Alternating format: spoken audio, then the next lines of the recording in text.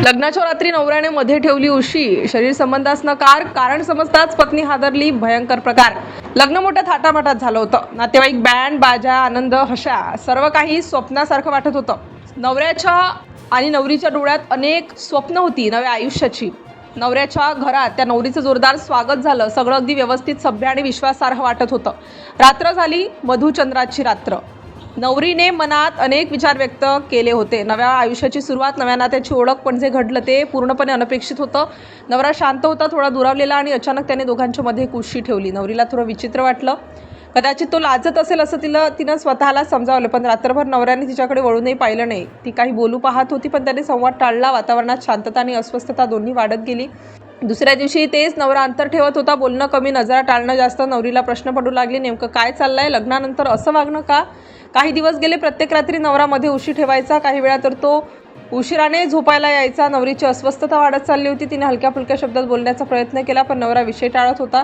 हळूहळू गोष्ट अजून विचित्र होत गेली। काही वेळा सासू येऊन दोघांच्या मध्ये झोपायची। नवरीला हे आणखीच अजब वाटलं, पण ती नवीन घरात असल्याने शांत राहिली। नवरीने एकदा ननंदकडे विचारलं, तिने विषय टाळला। असं काही नाही, तू जास्त विचार करू नकोस असं म्हणत तिने नवरीला शांत केलं, पण नवरीच्या मनात संशयाचं बीज रोवलं गेलं। काही दिवसांनी नवरीने नवऱ्याशी थेट बोलण्याचा प्रयत्न केला, पण तो चिडला। वेळ येईल तेव्हा सगळं सांगेन असं म्हणत त्याने पुन्हा विषय बंद केला। नवरीला काहीच समजत नव्हतं।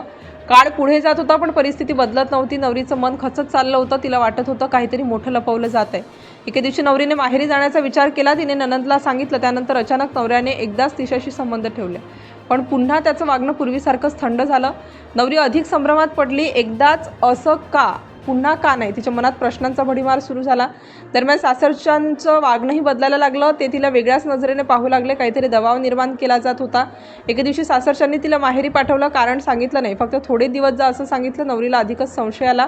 माहेरी असताना तिने नवऱ्याशी संपर्क साधण्याचा प्रयत्न केला, पण त्याचा प्रतिसाद कमीच होता। काहीतरी मोठं घडत होतं। काही महिन्यांनी ती पुन्हा सासरी आली। घरात वातावरण वेगळंच होतं। सर्वजण शांत आणि तणावाखाली दिसत होते। एक दिवस घरात साफसफाई करताना तिच्या हातात एक फाईल लागली, साधी मेडिकल फाईल, पण तिचं आयुष्य बदलणार होतं।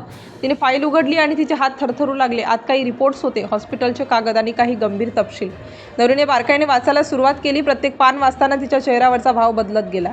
तिला विश्वास बसत नव्हता। ती हादरली। तिच्या डोळ्यात अश्रू आले। तिने पुन्हा एकदा कागद पाहिले। तिने नवऱ्याला याबद्दल विचारलं। तो शांत राहिला। काही वेळानंतर त्याने जे सांगितलं ते ऐकून ती सुन्न झाली। त्यानंतर सासरच्यांनी वेगळीच मागणी केली, पैशांची मागणी, मोठी रक्कम आणि दबाव। नवरीला आता सर्व स्पष्ट होऊ लागलं, पण अजून एक सत्य बाकी होतं। तिने चौकशी केली आणि तिला आणखी एक धक्का बसला। नवऱ्याबद्दल आणखी माहिती समोर आली। शेवटी जे सत्य समोर आलं ते ऐकून कोणालाही धक्का बसेल। नवऱ्याच्या दोन्ही किडन्या खराब होत्या। तो गुपचूप डायलिसिस करत होता आणि लग्न फक्त किडनी मिळवण्यासाठी केलं होतं। इतकंच नाही तर तो आधीपासून विवाहित असल्याचा आरोपही समोर आला, आणि त्यानंतर नवरीने थेट पोलीस ठाण्यात धाव घेतली। अशी थरारक घटना देशभरात आता चर्चेचा विषय ठरली आहे।